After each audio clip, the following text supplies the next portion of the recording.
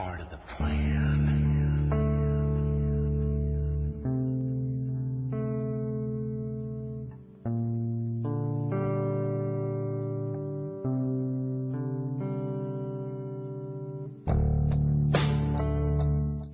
Teraz zabieramy Was do Wojewódzkiego Domu Kultury w Rzeszowie na spotkanie z twórcami kina offowego, w dodatku z rzeszowskim akcentem. Filmy tych niezależnych twórców pokazywane były m.in. na festiwalu w Gdyni.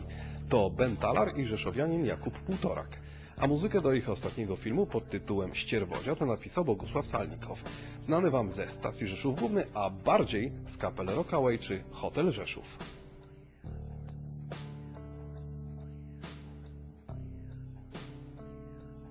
W zabójczym nagraniu zderzyliśmy trzy światy, czyli świat biznesu, mediów i świat artystów.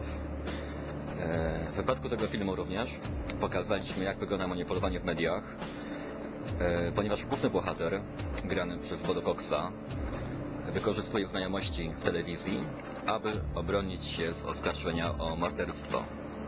Manipulowanie to polega na tym, że podrzuca sfałszowany materiał. Tu była taka lekka inspiracja aferami posła Ziobry i nagraniami na dyktafon jakimiś tam podrabianymi, ale była to taka luźna inspiracja. Zatem nasz główny bohater próbuje w ten sposób, korzystając z koneksji w mediach, wybronić siebie i uniewinnić.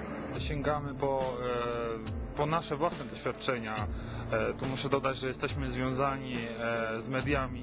Ja na co dzień pracuję w jednej z telewizji internetowych i tam właśnie w mediach zderzyliśmy się właśnie z takimi sytuacjami jak właśnie manipulacja prawdą. Prawda jest czymś bardzo względnym w mediach, jak i też manipulacja właśnie różnymi informacjami.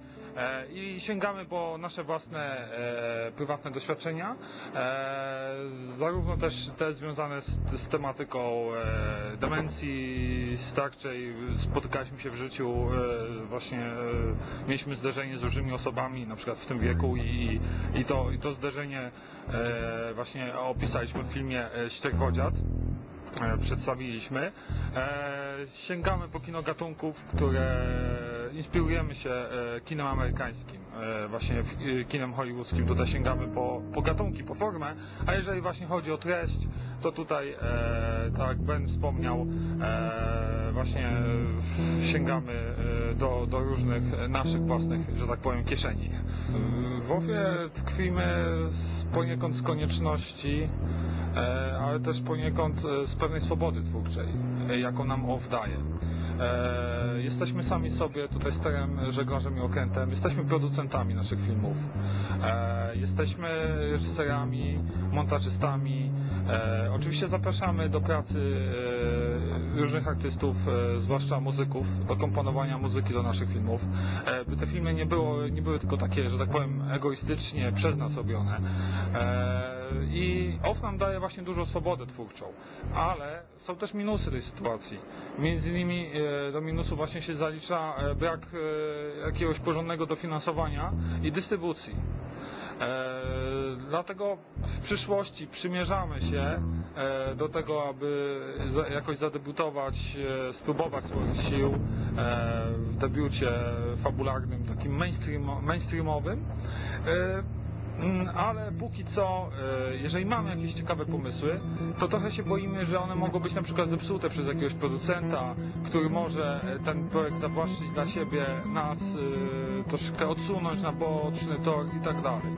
Więc jak mamy ciekawy pomysł, to jeszcze chcemy wykorzystać do tego OFF. Od początku, od kiedy robimy filmy, próbujemy pokazywać je tam, gdzie tylko jest możliwie szeroka publiczność, tak zwana szeroka publiczność, i dlatego wysyłamy na tego typu pokazy jak tutaj w Rzeszowie, bądź na festiwale międzynarodowe również. Nasz ostatni film, czyli Ścierwodziad, zgłosiliśmy do udziału w sekcji Cine Foundation festiwalu w Cannes i liczymy, że filmy, które robimy, zyskają publiczność międzynarodową, europejską, która jest publicznością taką bardziej wybredną, być może bardziej uniwersalną, kulturową i może też chłonną, spragnioną jakichś wieści z polskiego podwórka, jak tam się robi filmy. Tworzenie muzyki do filmów jest tak, że wygląda to tak, że jakby dostaję od chłopaków film, czy widzę wcześniej film i po prostu staram się do niego stworzyć ścieżkę dźwiękową, która będzie emocjonalnie spójna. Natomiast no co dalej? No, mam nadzieję, że to się jakoś łączy w spójną całość. Jest taki plan.